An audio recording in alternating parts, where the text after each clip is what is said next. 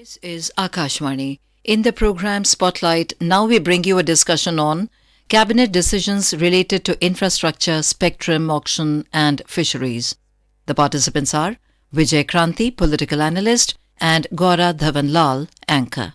Hello and welcome to our program. Cabinet decisions always have an important and a very critical impact on the livelihoods and lives of many Indians. Today again, we are delighted to have with us our speaker for today, Mr. Vijay Kranti, who's a political analyst, and today we shall be learning from him the impact and the backward and forward linkages of important decisions related to infrastructure, spectrum, auction and fisheries. Vijayji, welcome to the program. Thank you, Gaurav. So wanting to start with the first one, which is the CCEA's approval of 6 multi-tracking railway projects with an outlay of, I think, 12,343 crore rupees. And of course, the states are Rajasthan, Gujarat, Telangana, Andhra, Assam and Nagaland. So we'd like your input, sir, in 2 areas from this. And one is, of course, trains as a means of transport of people, but also in terms of goods, freight. And I think that's a huge area where is a requirement in the country and I think a profitable possibility for the railways. Oh, yes, sure. Over the years, we are finding that Indian Railways role in transport section, whether it is transport of passengers or the freight, it's increasing in a geometric progression. Gone are the days when the companies used to send their freight only through trucks and roads, or passengers prefer roads because of congestion in the railway system. So now the Indian Railways has expanded in a very big way.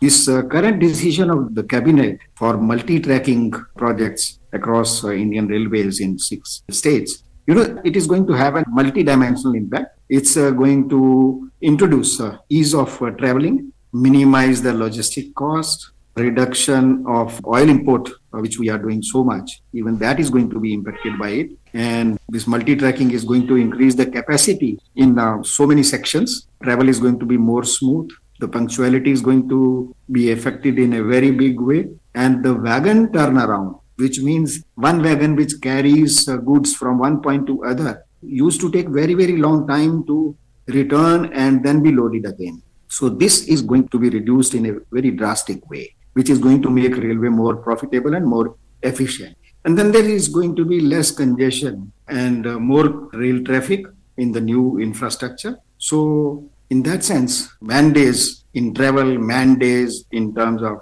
transportation of goods are going to be affected very positively. Right.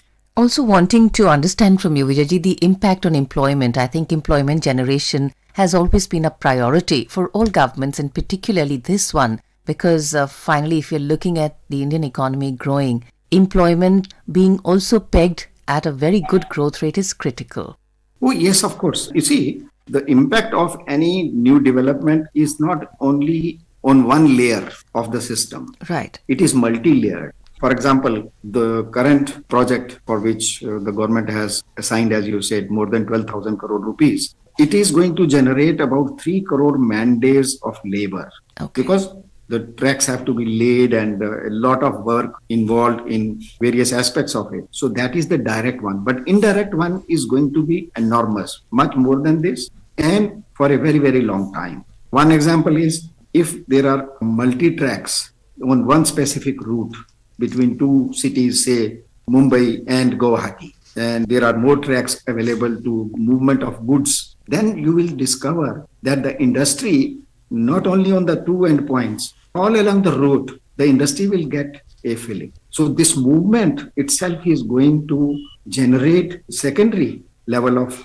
employment in the industry in all those activities which are involved with railways. For example, there is a huge community of loaders at various points on the railway section, transporters who function between the industry and the railway station, or from railway station to the buyer's house or buyer's company. So all these things are going to generate employment in a very, very big way.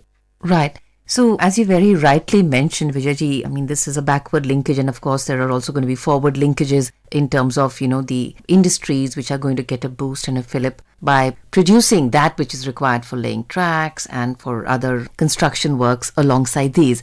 wanting to now draw your attention to the other decision which was linked to the telecom sector.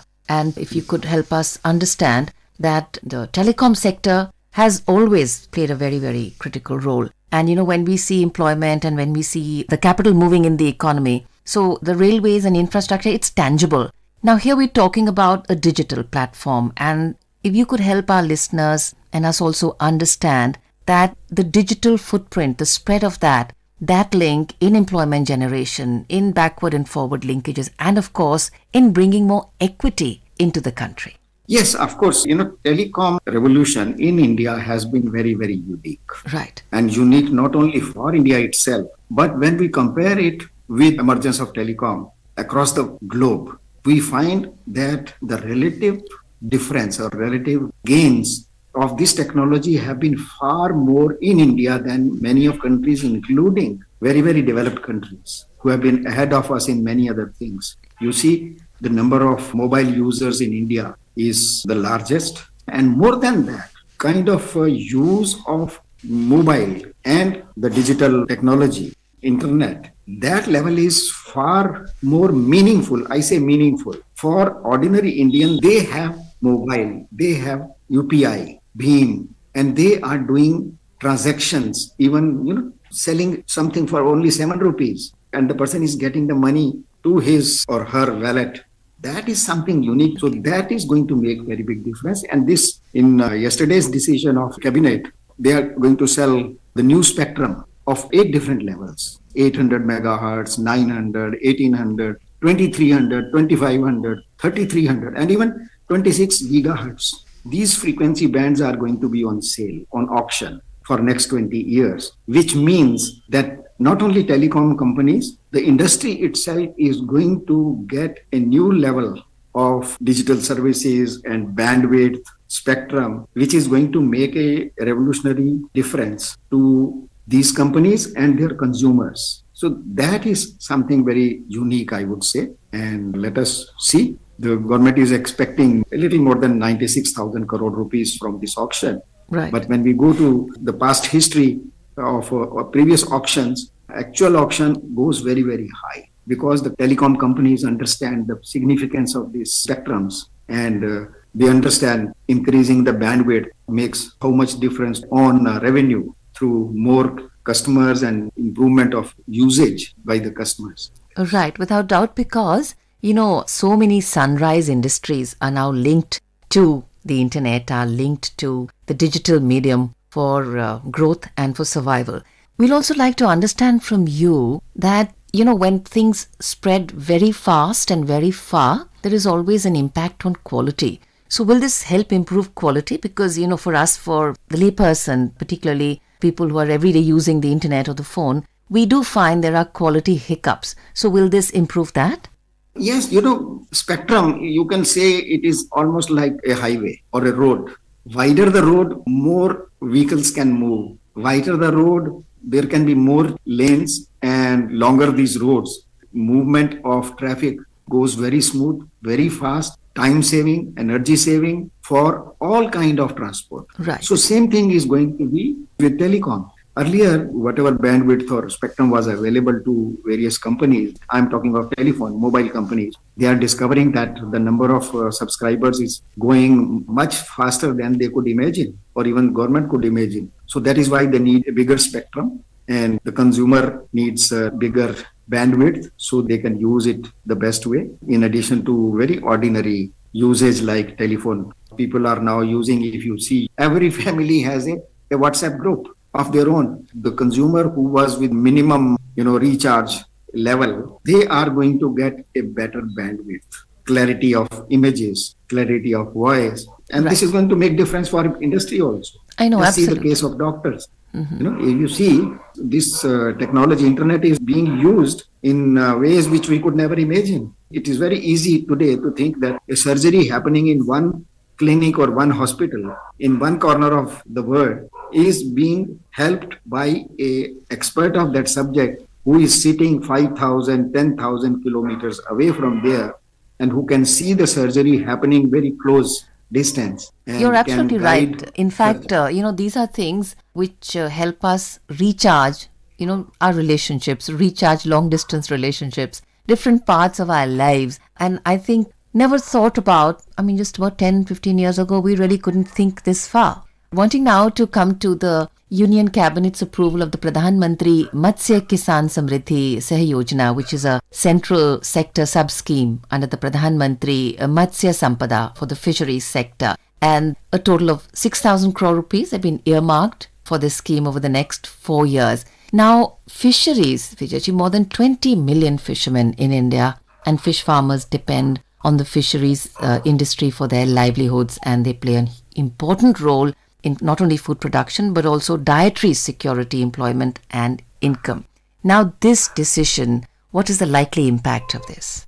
There are two decisions which are on the same field, on fisheries and associated industries. One is, of course, what you mentioned, the Pradhan Mantri Matsya Kisan Samriddhi Yojana is there. And then there is the extension of fisheries in Infrastructure Development Fund, FIDF, right, which has been extended for 3 more years. And as you said, in PM Matsya Kisan Samriddhi Yojana, the government has allotted more than 6,000 crore rupees for next 4 years. But at the same time, this other FIDF, which was already in operation from 2018 and 19, now the government has given it 3 more year extension. So both these plans have collectively a very big impact on the people and the industry associated with the fishery and aquaculture, etc.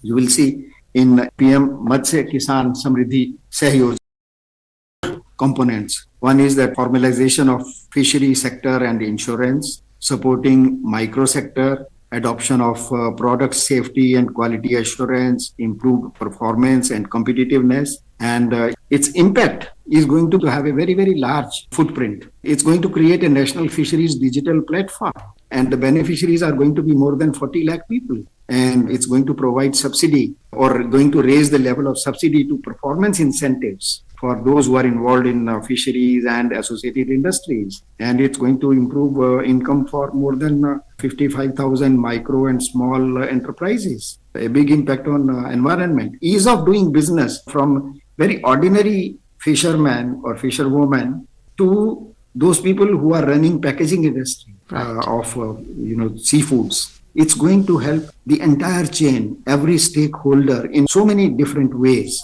So we are seeing that already this FIDF, the Fisheries Infrastructure Development Fund, which was created in 2018-19, since then, more than 7,500 crore rupees was allotted. 5,588 crore rupees has been already sanctioned and being spent on more than 120 projects which are directly involved with improving the infrastructure for fishermen and associated businesses. So this is going to what you call blue economy. Right. As we know, India is one of those blessed countries which have very, very long seashore. India has, for many reasons, has been ignoring or not been able to exploit the resources which sea provides. So now with the government putting a special emphasis on blue economy, this project is involving millions and millions of people living near the sea. Absolutely. Not only those who do fishing, even those people who are living there and doing in small businesses, they are going to be impacted.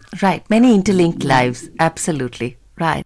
It was such a pleasure speaking with you. Thank you so much, Mr. Vijay Kranti, for joining us on the program today. Thank you, Gaurav. Thank you. You were listening to a discussion on cabinet decisions related to infrastructure, spectrum auction, and fisheries.